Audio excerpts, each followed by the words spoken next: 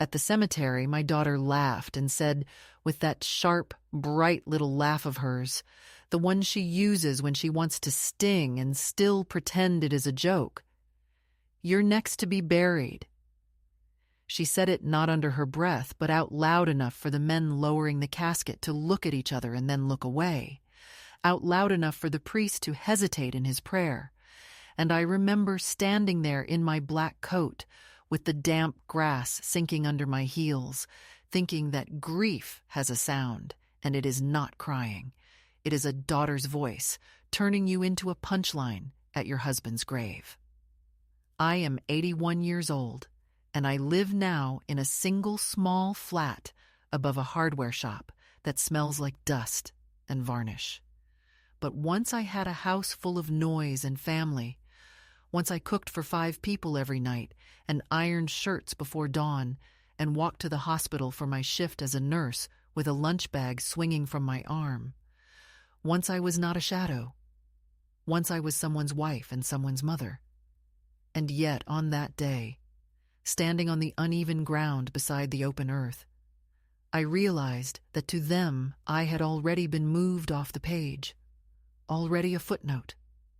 Already a body waiting to be managed. The wind was cold, and the sky had that dull, pewter color that makes everything look like old film. And I remember the Undertaker, a thin man with silver hair slicked back like a knife blade, glancing at me with an expression I could not name, and then stepping closer until his lips were almost at my ear, whispering so softly that even the crows on the fence would not hear him. "Not her. You signed the wrong grave."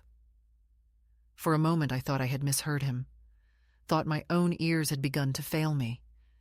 But he kept his eyes fixed on the casket, as if the words were just part of the ritual, and I felt a slow heat rise behind my ribs.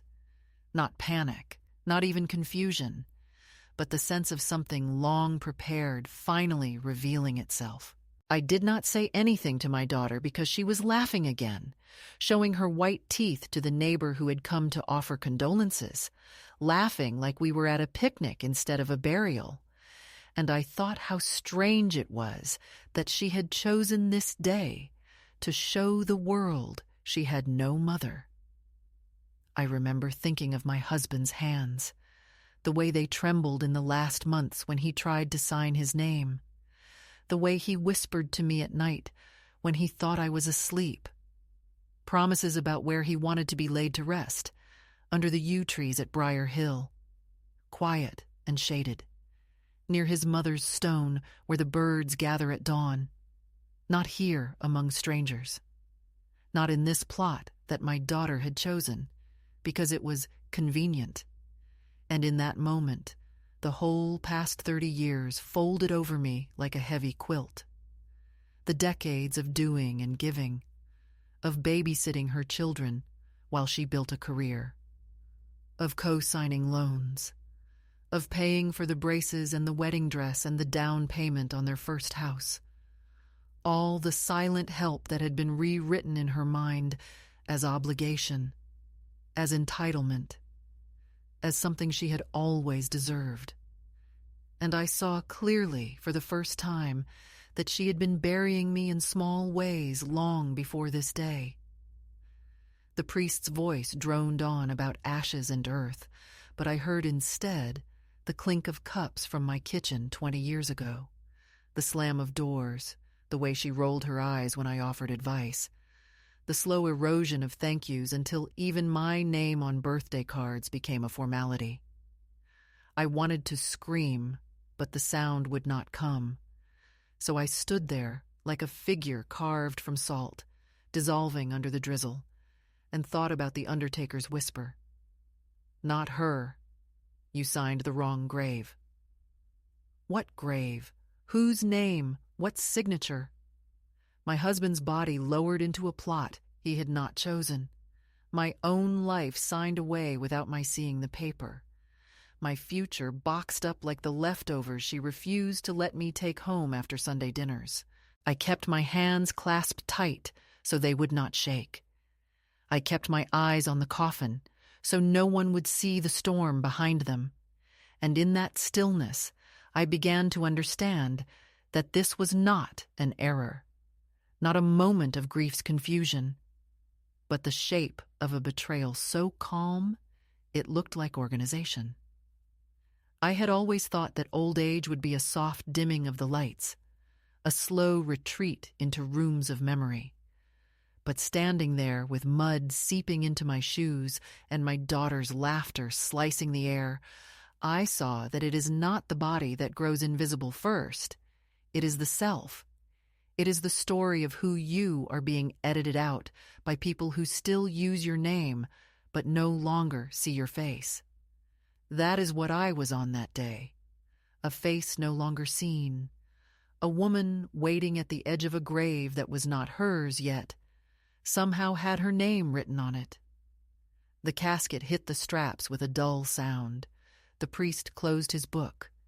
The neighbors murmured condolences that did not reach their eyes, and my daughter put a manicured hand on my arm as if for a photo, squeezing not in comfort but in control, whispering something about arrangements and documents and making things easier. And I thought how extraordinary it is to be alive and watch someone else rehearse your burial. In that moment, I remembered the flat key in my coat pocket, the one to the small place above the hardware shop where no one comes without being invited, where my teacup sits waiting and my husband's old sweater still hangs over the chair, and I felt a flicker of something I had not felt in years. Not anger, not defiance exactly, but a kind of waking up. The Undertaker straightened, adjusted his gloves, and avoided my eyes, and I realized he had said his piece because he knew something was wrong. Because even in his line of work there are things that are not just paperwork, but desecration. The rain started to fall harder, and someone opened an umbrella over me, but I stepped out from under it, letting the water run down my hair, thinking, so this is how it begins, not with death, but with a daughter's joke and a stranger's whisper, not with darkness, but with a flash of clarity in the gray afternoon. And I promised myself silently, standing there by the wrong grave, that I would not go quietly into the ground she had prepared for me, that before the earth closed over my husband's body, I would make sure his name and mine were where they belonged, that I would not be erased like a name rubbed from a stone, that I would find a way, even now, to stand up inside the shrinking space of my life and push the walls back. The day after the funeral, I went back to the cemetery office because something inside me wouldn't settle. It wasn't just grief, though grief was there like a steady hum under the skin. It was the whisper of the Undertaker echoing in my ear, that strange sentence about the wrong name, the wrong grave, as if some clerical shadow had slipped across my husband's last rest. I told myself I was just being cautious, that after 56 years of marriage, I had earned the right to make sure every last line of his name was where it belonged. The clerk at the desk was young, polite, and faintly impatient. The kind of young who hasn't yet understood that death is not an interruption of work, but the work itself for people like me. She typed, frowned, and asked for my ID. Then she hesitated in that way people do when they have found something they don't want to explain. "It seems," she said finally, "that the interment authorization was signed by your daughter. She's listed as the next of kin." I felt the room tilt, gently, almost kindly, as if the air had decided to lean away from me. I said, "No, that can't be. He named me. He wrote it down. I have the documents." But the girl only gave me a sympathetic look that wasn't sympathy at all. It was policy. She printed a copy and handed it to me. There it was, in black ink, my daughter's signature, under a line that once should have held mine, and beneath that, in a box marked relationship, the word spouse. My husband's wife replaced on paper by my own child. I thanked the girl, because habit is hard to kill, and walked out into the wind, clutching the form like a verdict. The street smelled of wet asphalt and chrysanthemums, and I remember thinking that even the flowers looked tired of pretending. When I came home, the house felt different, rearranged in a way I couldn't name. The framed photograph from our anniversary had been moved from the mantel to a side table. The envelope with the death certificate was missing from the drawer where I had left it. My daughter was in the kitchen making tea, her voice too bright, her movements too clean, as if she were still hosting a reception that hadn't ended. She said, "You shouldn't be out alone today." And I answered, "You signed for him." The words came out flat, without heat, like the sound of a cupboard door closing. She didn't deny it. She just sighed, stirring sugar into her cup, though she never takes sugar. "It was easier that way," she said. "You were tired. I didn't want to bother you with details." Details. As if marriage, love, the shape of a man's resting place, were bullet points on a to-do list. I sat down, watching her shoulders, noticing how she kept them square. A small shield of composure that I must have taught her once when she was afraid of school. "You forged my name," I said. "I corrected a process," she replied, sipping carefully, her lipstick leaving a perfect red half-moon on the porcelain. Something inside me folded then, but not in defeat. It was the quiet inward folding of fabric before it is cut and remade. I realized she had not done this out of cruelty alone. She had done it because in her mind I was already a fading document, something to be managed before it expired. The kindness she showed was administrative. I went to my room, closed the door, and sat on the edge of the bed. The same bed where I had held my husband's hand through nights of trembling and confusion, where I had whispered to him that I would see everything through. I took out the folder with our plans, the small file we had prepared years ago, his handwriting uneven but firm, naming the plot, the cemetery, the next of kin, my name, written in his slow, careful script. Proof of love, proof of existence.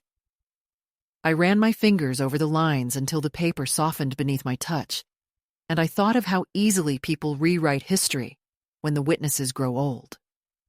That evening, she came to my door with a softness I no longer trusted. "Mom," she said, "don't get upset. Everything is taken care of. You don't need to think about it anymore." I told her I wanted to see the receipts, the invoices, the contracts. She laughed, not cruelly, but with that weary indulgence she once reserved for her own children. "You always worry too much," she said. "Let it rest." And that was the moment I understood that this wasn't an accident.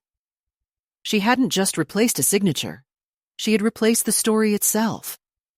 She wanted to own the ending, to make herself the custodian of both past and future, to tidy away the inconvenient pieces of my life before I had finished living them. That night, I couldn't sleep.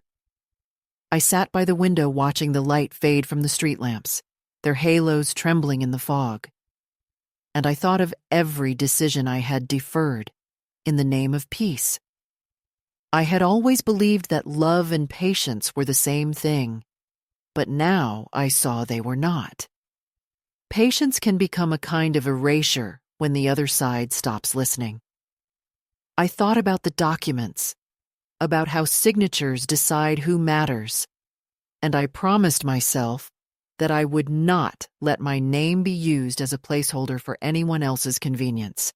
The next morning, I took my bag, the folder, and the key to the little apartment above the shop that I had been renting out for years. It was still mine, my name still on the lease, I told my daughter I needed air a few days away. She smiled, relieved, maybe thinking that solitude would finish what grief had started. When I stepped into that small flat, the dust greeted me like an old acquaintance. The walls were pale yellow, the windows thin, but it felt honest. No one had moved anything. No one had signed for me. I sat on the narrow bed and opened the file again, spread the papers on the quilt, and began reading line by line, checking each signature, each date, each witness. By afternoon, I had called the cemetery myself, confirmed what the clerk had implied. The authorization stood, valid, final, with her name in mine's place.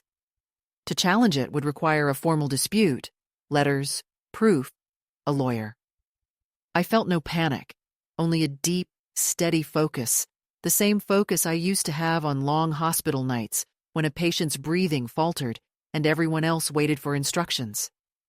Age doesn't take away that instinct. It just hides it under layers of politeness. As evening came, I made a cup of tea on the little stove, the water whistling in a chipped kettle that had somehow survived 3 decades of moves, and I realized that what hurt most was not the paperwork, not even the betrayal, but the recognition that my daughter believed she was protecting me by erasing me. That is a special kind of cruelty, the one disguised as care. I sat there until the tea went cold, then folded the papers neatly back into the folder. Tomorrow, I would go back to the office, speak not to the clerk, but to the manager. I would show them my husband's handwriting, my marriage certificate, the proof of what was real. I would not raise my voice. I had learned that silence, when held long enough, becomes its own kind of weapon, and yet, as I blew out the lamp and prepared to rest, a thought came that unsettled me more than anger ever could. What if he had known this would happen? What if that last look he gave me from the hospital bed was not fear but warning? He had always said, "Don't let them tidy you away." I had thought he meant the nurses, the paperwork, the hospital routines.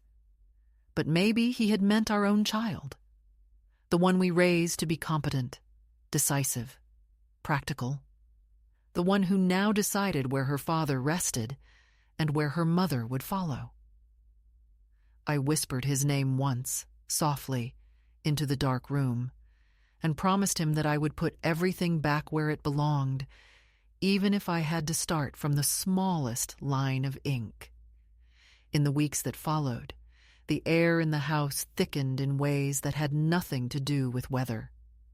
My daughter began speaking to me in the tone one reserves for furniture that might topple if touched too hard, a kind of careful authority wrapped in politeness. She took to arriving with folders, bright plastic ones in pastel colors, saying she wanted to help me stay organized, though I had never been a woman who misplaced a bill or a date in her life. At first I told myself it was kindness, her way of keeping busy after the loss, but it soon became clear that her kindness came with conditions. My mail began arriving already opened, my prescriptions refilled in generic bottles with her name as secondary contact, and when I asked why, she smiled as if I had complimented her initiative. She said, "It's easier for everyone this way," and I wondered who everyone was, because it didn't seem to include me. The rooms started to change their shapes subtly. Drawers I had closed remained half open. The smell of my husband's cologne that lingered in the hallway began to fade under her new lavender sprays. She was erasing gently, efficiently, the way a teacher wipes a board before a new lesson, except this lesson was about disappearance. One afternoon, she brought a young man from the bank, all confidence and cologne, who shook my hand with too much enthusiasm and explained that consolidating accounts would simplify future planning. I remember watching his pen move across the forms, blue ink flowing like a river that did not know where it was headed, and hearing my daughter say, "Mom, just initial here. It's only a transfer." Her tone was sweet, persuasive, but beneath it was the hum of expectation, the certainty that I would not resist. For a moment, my hand hovered over the page, and in that stillness, I felt an old reflex waking. The nurse in me who used to read every instruction twice before signing anything for a patient. The woman who once balanced every household budget to the cent. I looked at her and said, "Leave the papers. I'll read them later." The young man looked startled. My daughter's smile stiffened, but I held her gaze until she turned away. That was the first time in months I felt my spine align again, a small act of resistance, invisible but alive. From then on, her visits became both more frequent and more strategic.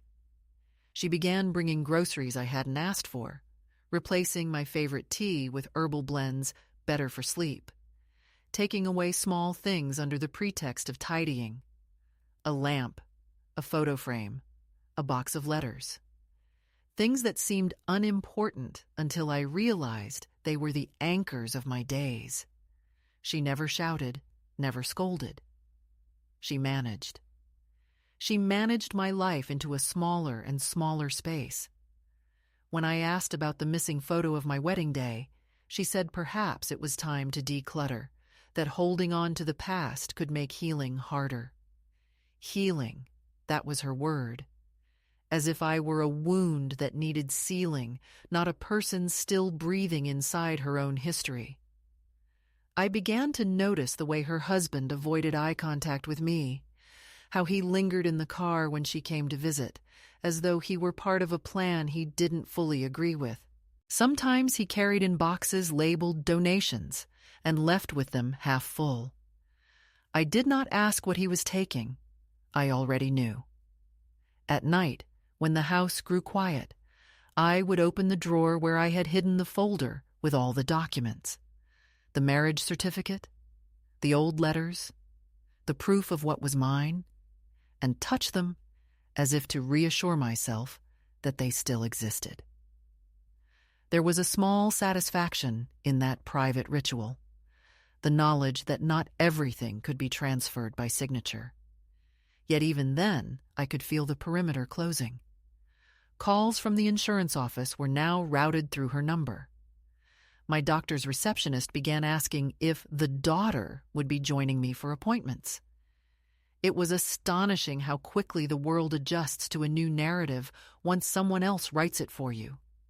And I, foolishly polite as ever, allowed it to continue for too long, because confrontation still felt like bad manners. The silence between us became a language of its own. She would arrive in her clean beige coat, step inside without knocking, and begin rearranging something: curtains, mail, the position of chairs. And I would watch her, as one watches the tide, knowing it can only rise.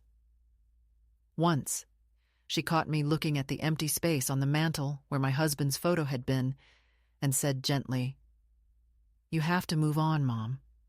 It's not healthy to live surrounded by ghosts." I wanted to tell her that ghosts are not frightening. They are simply the parts of ourselves we refuse to let die. But I said nothing. I nodded, the way one does when visiting hours are almost over, and let her believe I agreed. After she left, I found the photograph in the hallway closet behind a stack of unused towels. I put it back in its frame and carried it upstairs to my room. Some acts of defiance are as small as standing a picture upright. Then came the afternoon when she brought an assessor from the care service. She called it an informal visit, just an evaluation in case I ever needed assistance. The woman who came with her was friendly, practiced, the sort of person who has mastered empathy as a professional skill. She asked if I ever forgot to take my pills, if I felt lonely, if I had trouble managing household tasks. I answered honestly, Sometimes, sometimes, and never. She nodded, scribbling notes. My daughter stood behind her, arms folded, lips pressed in a line that said she wanted to correct every word I spoke. When they left, she kissed my cheek and said, "You'll thank me one day." The door closed, and I stood in the stillness that followed, hearing in those words not care but preparation. I had seen too many patients in the hospital whose families began preparing them for absence long before the body gave permission. That night, I took out a small notebook and began to write down every detail, every conversation, every signature and phone call. It was not paranoia. It was record-keeping, the one skill I still trusted in myself. I wrote because I needed proof of my own memory, a trail of ink that could not be revised by anyone else. Each line steadied me. I began to imagine leaving, not running away, but stepping aside, finding a place that was mine alone. The thought frightened me and comforted me in equal measure. Freedom, at my age, comes disguised as foolishness. But perhaps foolishness was what I needed most. When I looked at the page, the list of dates and names, it occurred to me that the daughter I raised to be efficient had turned efficiency into an art of erasure. Yet what she hadn't understood was that even erased lines leave indentations on the page.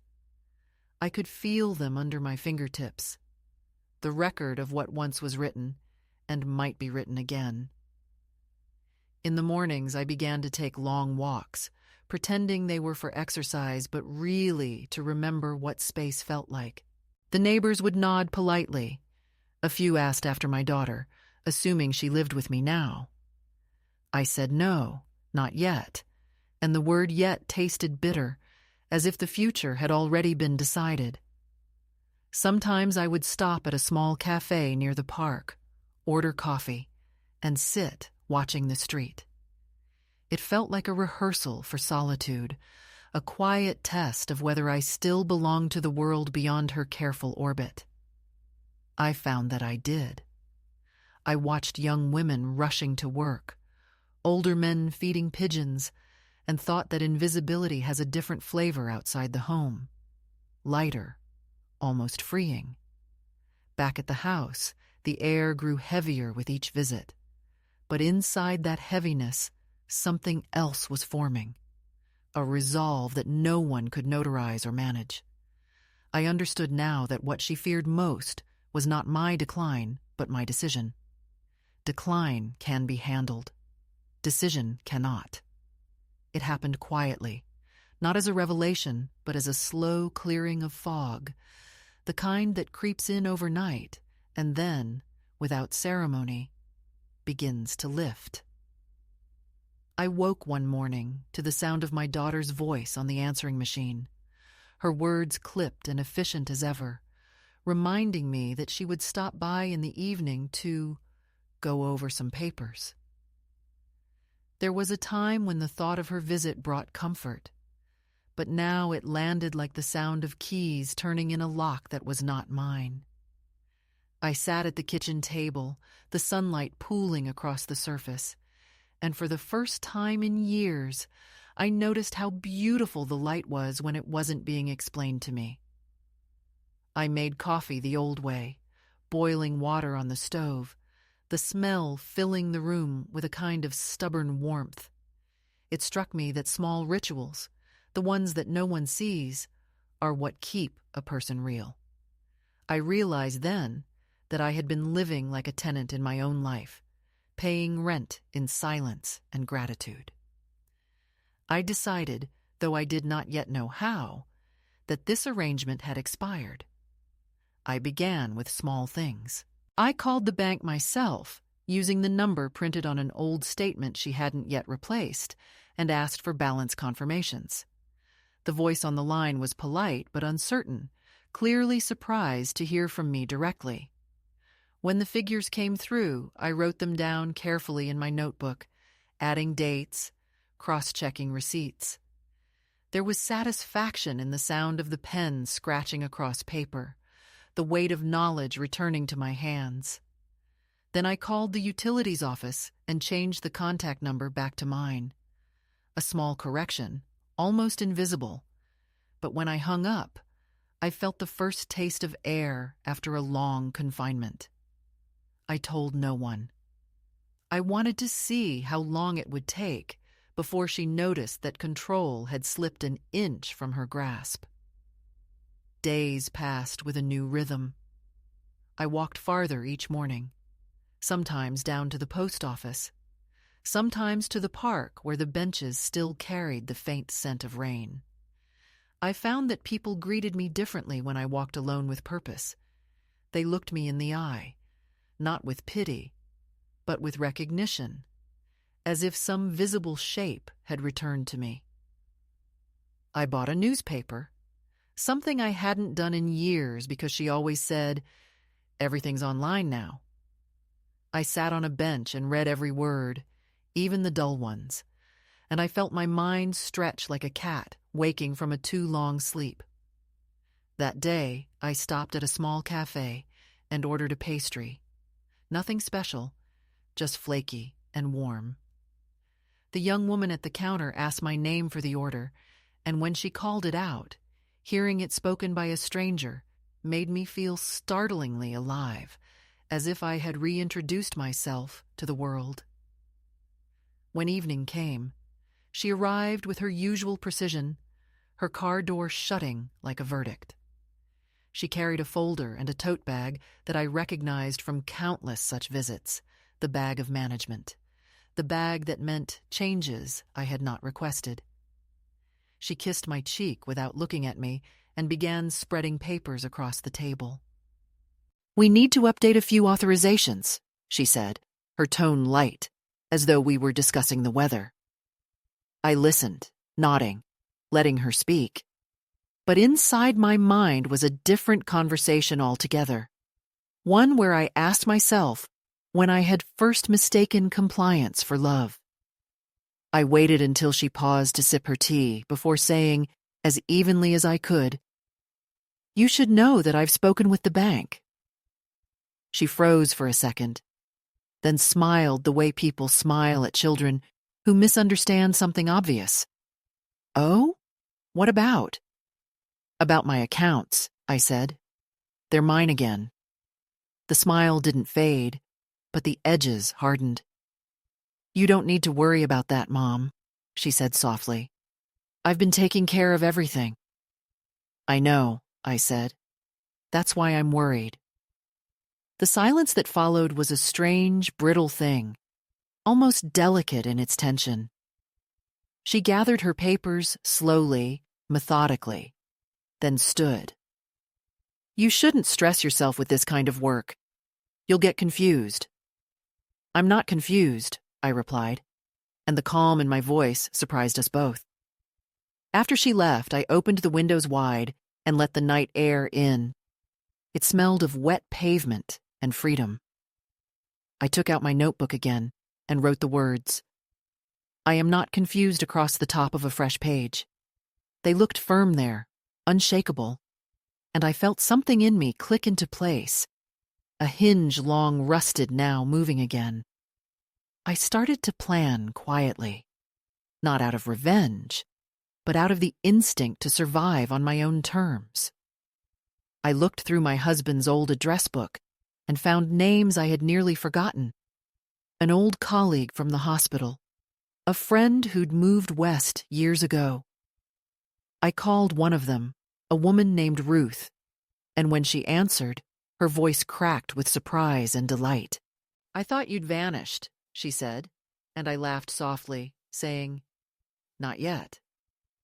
We talked for nearly an hour, and by the time we hung up, she had offered me a small favor, a contact for a lawyer who handled personal documents for seniors, discreetly and respectfully. I wrote down the number, my hand steady. The next morning, I called him. His assistant scheduled a meeting for the following week. I didn't tell my daughter. I didn't tell anyone.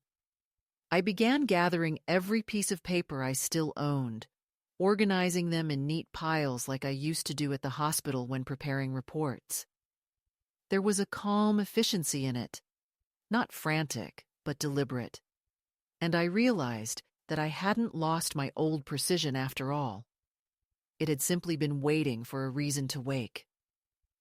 With each file I labeled, I felt the walls of my world expanding again, inch by inch. The control that she had so carefully constructed began to show its seams. At night, I still heard her voice in my mind, gentle, instructive, confident, saying things like, "Don't worry, I've got it handled."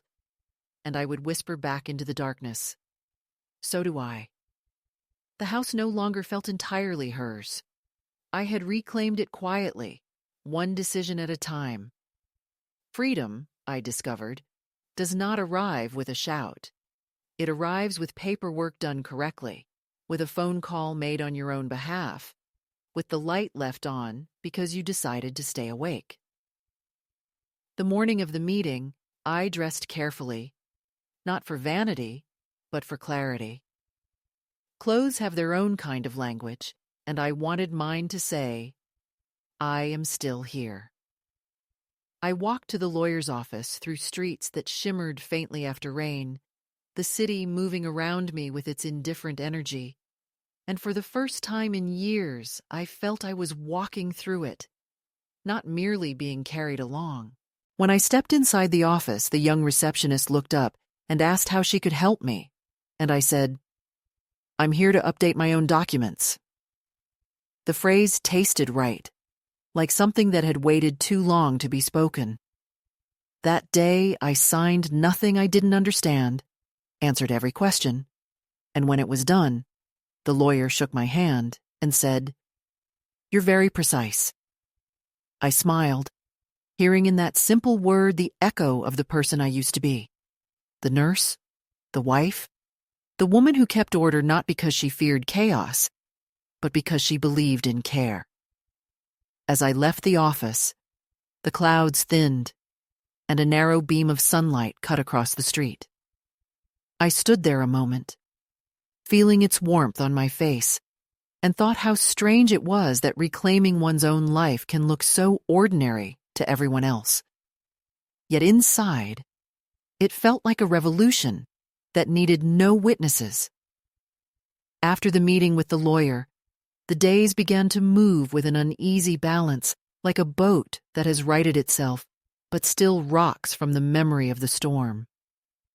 My daughter did not know yet what I had done, but she felt something shift.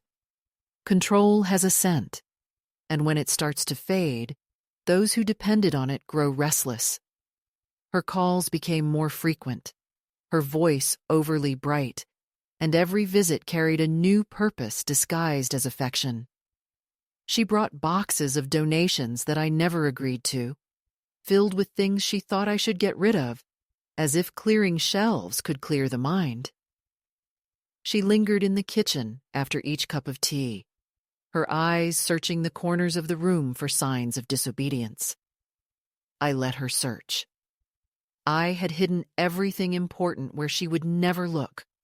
Among my cookbooks, inside the pages of recipes she never valued because they were not digital, not part of her sleek, paperless world.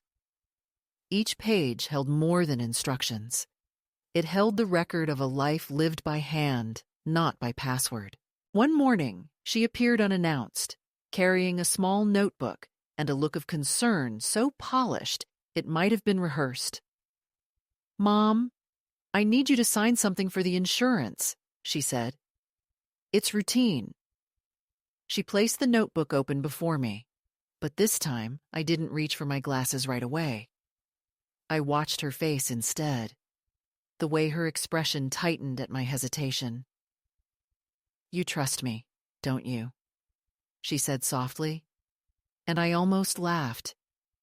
Not because it was funny, but because of how fragile the question sounded in her mouth. Trust is not a document to be signed. It is the quiet history of care repeated until it becomes instinct. I took the paper, read it slowly, and found that it had nothing to do with insurance. It was an authorization for her to manage my accounts for convenience. I looked up, our eyes meeting like strangers who suddenly realize they have been traveling in opposite directions. "I'll think about it," I said. She exhaled sharply, gathered the paper, and smiled the kind of smile that means nothing has ended, only paused. That night she called again, her tone light but brittle. "You seemed confused today," she said. "Maybe you're tired." I told her I was fine. She didn't believe me. I could hear the sound of her typing in the background, perhaps writing notes about our conversation, building her case of concern. I imagined her speaking to others. Her husband, perhaps a doctor, a lawyer, using words like safety, supervision, support. Words that sound tender but have the weight of walls. The next week, a letter arrived from a social agency informing me of a routine assessment for elder care. The phrasing was polite, professional, but I knew whose hand had set the wheels in motion. I called the number on the letter and declined the appointment. I used the phrase I had learned to wield like armor. "I'm managing my own affairs." The woman on the line hesitated, then said, "Of course, Mrs. Harland. We'll note that." Her tone held the faint respect that comes from hearing a voice steadier than expected. Still, my daughter persisted. She began to stop by during my work hours, phoning neighbors when I wasn't home, asking if they had seen me wandering. The neighbors, kind but cautious, started watching me with a new softness, as if I might dissolve under their gaze. I smiled at them anyway, because anger would only prove her right. Inside, however, I felt a pulse of something fierce, the rhythm of an old defiance that had once carried me through years of double shifts at the hospital, years of raising her alone after her father's illness, years of quiet endurance mistaken for meekness. That pulse reminded me who I was before I was defined by her narrative of fragility. The tension reached its peak the day she arrived with a lawyer of her own. He was polite, too smooth, the kind of man who carried empathy like an accessory. They sat across from me at the kitchen table, papers neatly aligned, pens ready. She spoke first, her tone careful, every word balanced between concern and control. "Mom, we just want to make sure you're protected. You've been under a lot of stress. This will simplify things." I looked at the lawyer, who nodded with professional gravity, then back at her. "Protected from what?" I asked.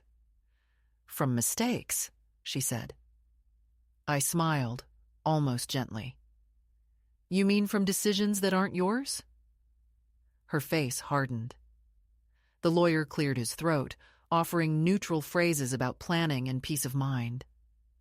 I listened politely, letting them finish their script, and when they finally pushed the papers toward me, I slid them back untouched. "I already have representation," I said. The words landed between us like a quiet explosion. Her expression changed. Not anger, not surprise, but something sharper, the recognition that she had lost the advantage. "You don't need to make this complicated," she said. "It already is," I answered. After they left, I closed the curtains and sat in the dim light, feeling the tremor of adrenaline fade into calm. The house was silent, except for the hum of the refrigerator, a small mechanical heartbeat reminding me that life goes on in the simplest forms.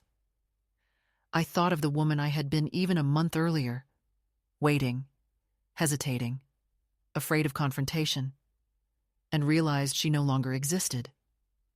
In her place was someone older, perhaps lonelier, but unmistakably awake.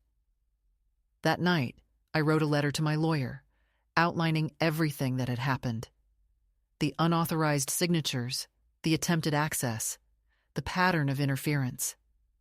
I did not write in anger, but in precision, the way one writes a medical report. Facts protect better than emotion. When it was done, I sealed the envelope and placed it by the door. The following days unfolded with a strange quiet. My daughter did not call. The absence of her voice felt almost luxurious.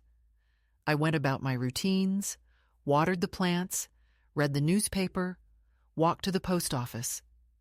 For the first time in years, I began planning for myself instead of being planned for.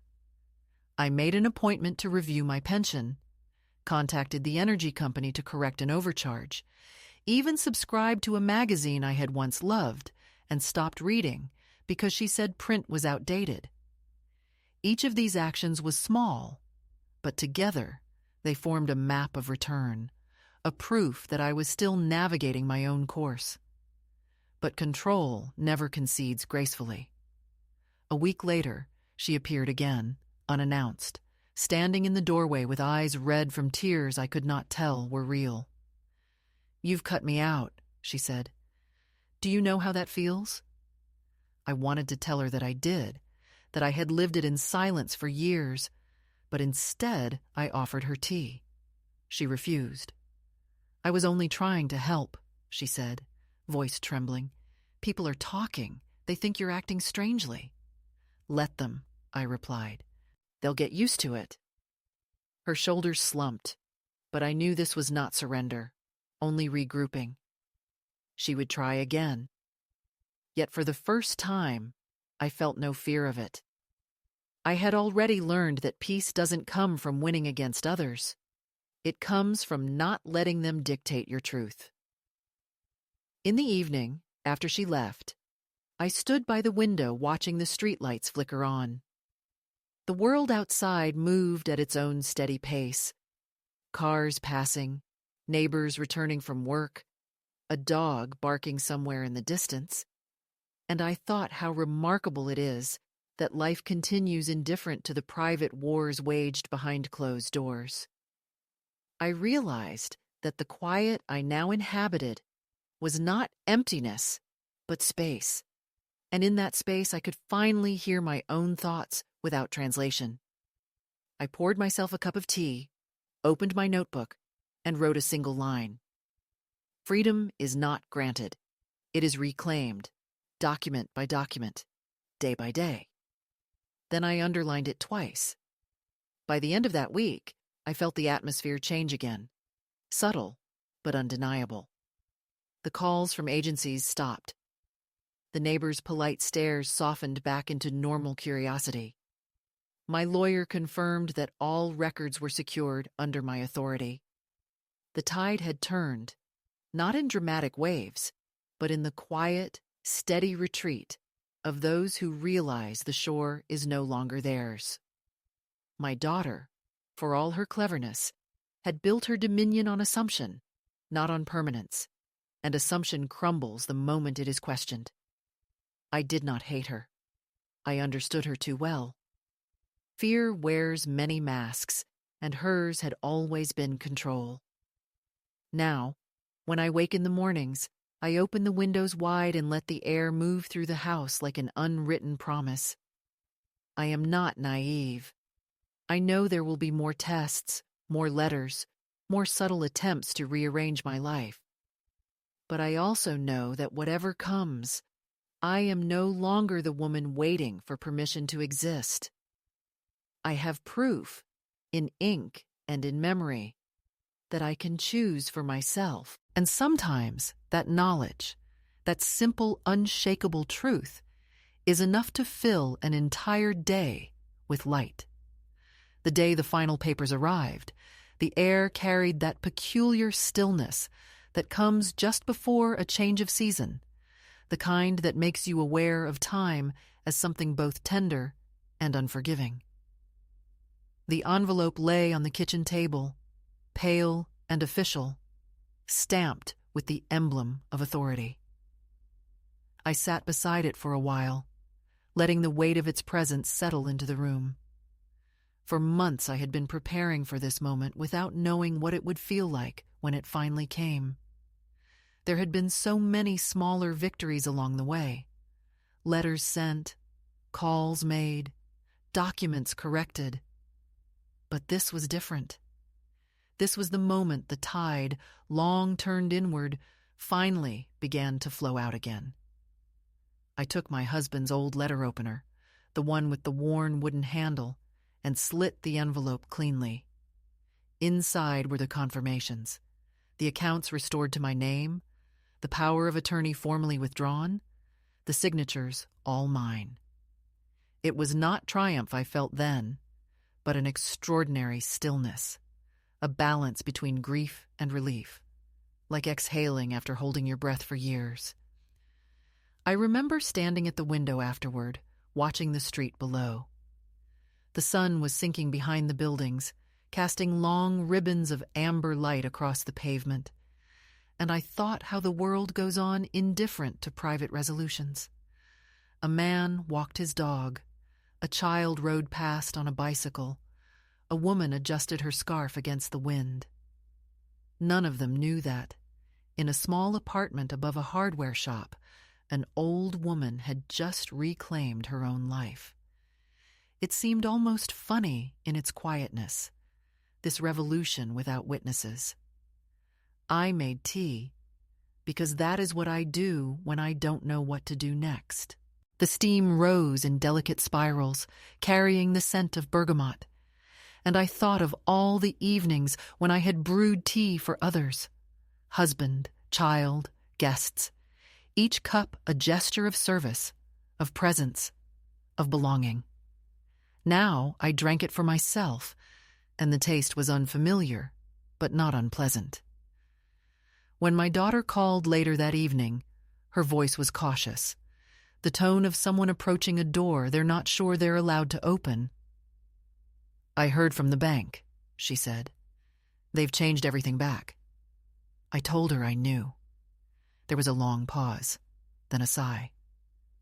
"You've made this very difficult," she said quietly, not accusing, just weary. "I only ever wanted to make things easier for you." "Easier for me to disappear?" I asked. My voice didn't rise. It was too tired for that. "No," she said. "Easier for you to rest." I smiled, though she couldn't see it. "Rest is earned, not arranged," I said. Another silence followed, longer this time, the kind of silence where two people finally begin to see the space between them as real. Then she said, almost pleading, "Can we start over?" I wanted to tell her yes, that forgiveness was as simple as breath, but I couldn't lie, not anymore. "We can start again," I said slowly, "but not where you left me." The following morning I called the locksmith. He was a small, quiet man with tools that jingled softly as he worked. When he finished, he handed me the new keys and said, "These will turn smoother than the old ones." I thanked him, closed the door behind him, and stood there holding the cool metal in my palm. It was such a simple object, just a key, but it carried the weight of every decision I had postponed. I hung it on a red ribbon near the door, not to display it, but to remind myself that freedom, once earned, must be recognized daily. In the days that followed, I began to move through the apartment differently. I rearranged the furniture to face the windows so that light became the first thing I saw each morning. I opened the curtains wide and let the city noise spill in. Cars, footsteps, the low murmur of voices from the street. The world had texture again. I even went to the market, something I hadn't done in months, and bought fresh bread, oranges, and a small plant with leaves like green coins. The woman at the stall wrapped it in brown paper and said, "This one likes sunlight." I smiled at the thought that I did too. A week later, my daughter came to see me. She stood in the doorway, hesitant, carrying a bag of groceries she hadn't been invited to bring. "You changed the locks," she said. "Yes," I answered. It was time. She set the bag down and looked around as though seeing the place for the first time. "It looks different," she said. "You look different." "I feel different," I replied.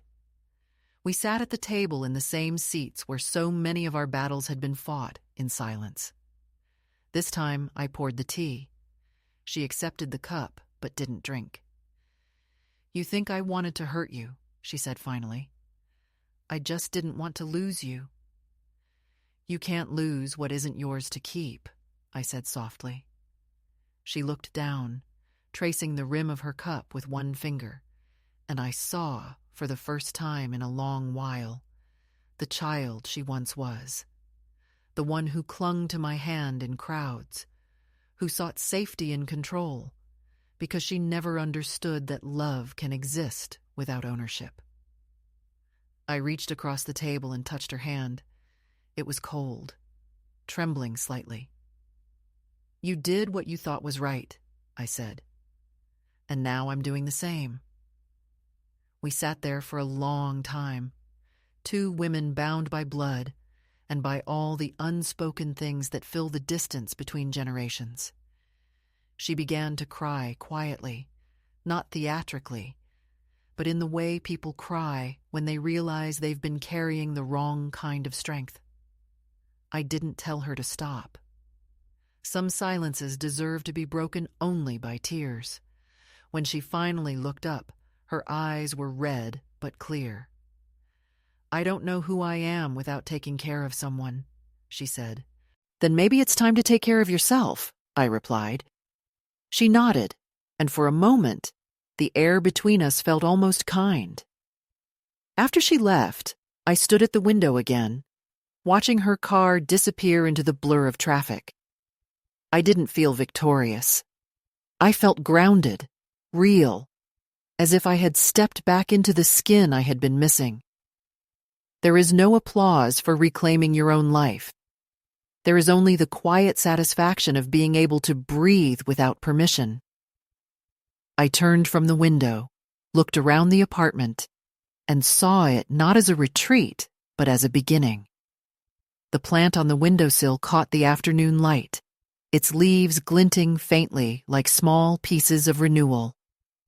I watered it carefully, then sat beside it with my notebook and wrote one last line for the day. Freedom, once claimed, needs tending like any living thing. The words felt complete, not as an ending, but as a threshold. The noise of the city swelled outside, and for the first time in years, it didn't sound like intrusion, but accompaniment. I realized that the world had never stopped being mine. I had simply stopped claiming my place in it. Now I had it back, and that, I thought, was enough. It has been some months now, and the rhythm of my days has softened into something steady, almost musical. Morning light finds me at the same table where so many storms once began. Only now the table is cleared of papers and arguments, holding only a pot of tea, a small notebook, and the plant that has doubled in size since I first brought it home. Its leaves catch the sun with a kind of quiet pride, as if to remind me that growth does not require permission, only patience. I spend my mornings reading the paper, taking slow walks, cooking meals too large for one person, but too good not to finish. And every now and then I laugh aloud at how ordinary peace can feel after years of noise. There are moments when I still catch myself listening for the phone, half expecting her voice. But the silence that follows has become less sharp, more like the pause between verses of a song that continues elsewhere. Sometimes she does call, her tone gentler now, the words tentative, cautious. We speak about small things, the weather, her children, a new recipe she has tried. And though there are still shadows between us, they no longer reach as far. I can hear in her voice the strain of someone learning to live without command, and I understand that her control was never strength, but fear disguised as certainty. I do not remind her of the past. I no longer need to. Forgiveness, I have learned, is not an act of grace bestowed on others, but a quiet release we give ourselves, a loosening of the fist that once held pain too tightly. I forgive her, because carrying resentment would mean continuing to live under her authority, and I am done with that. On some afternoons, I visit the park and sit on the same bench where I first dared to imagine freedom. Children play nearby, their laughter rising like birds into the air, and I think how everything begins again each day, regardless of who believes they control it. A woman around my age often sits beside me, feeding crumbs to the pigeons, and we talk about nothing important: the price of fruit, the stubbornness of weather, the ache in our knees. But these conversations are the purest kind of companionship.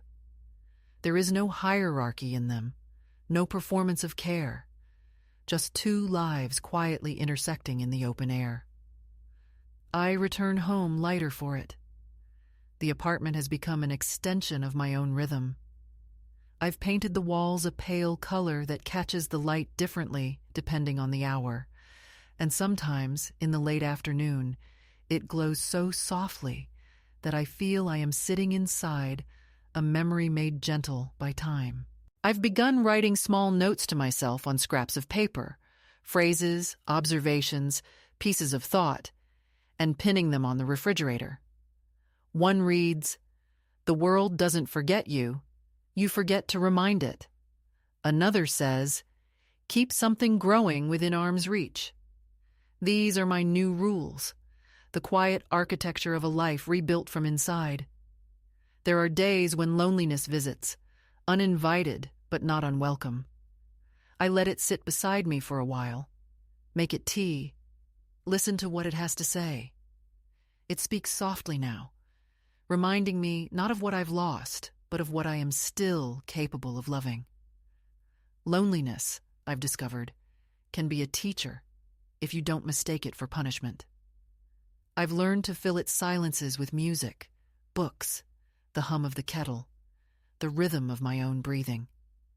And sometimes, late at night, when the city has gone to sleep and only the occasional car passes below, I whisper into the quiet room, not to anyone in particular, but to the air itself, a simple thank you for endurance, for memory, for another morning waiting to be met. I think often of other women my age, the ones whose stories will never be told because they were folded too neatly into someone else's version of care. I wish I could tell them what I have learned: that obedience is not love, that silence is not peace, that we are allowed to begin again even when the world has already written our endings. I would tell them that freedom rarely arrives with trumpets. More often, it slips in quietly, disguised as a small decision made on an ordinary afternoon. And I would tell them that age is not the closing of a door, but the turning of a key, one that opens inward, toward the room of your own self. In the evenings, as I water the plant and watch the light fade, I sometimes imagine my husband's voice, not as a ghost, but as memory, speaking through habit. He used to say, "You keep things alive just by noticing them." I didn't understand what he meant then, but I do now. To notice is to care, and to care is to belong.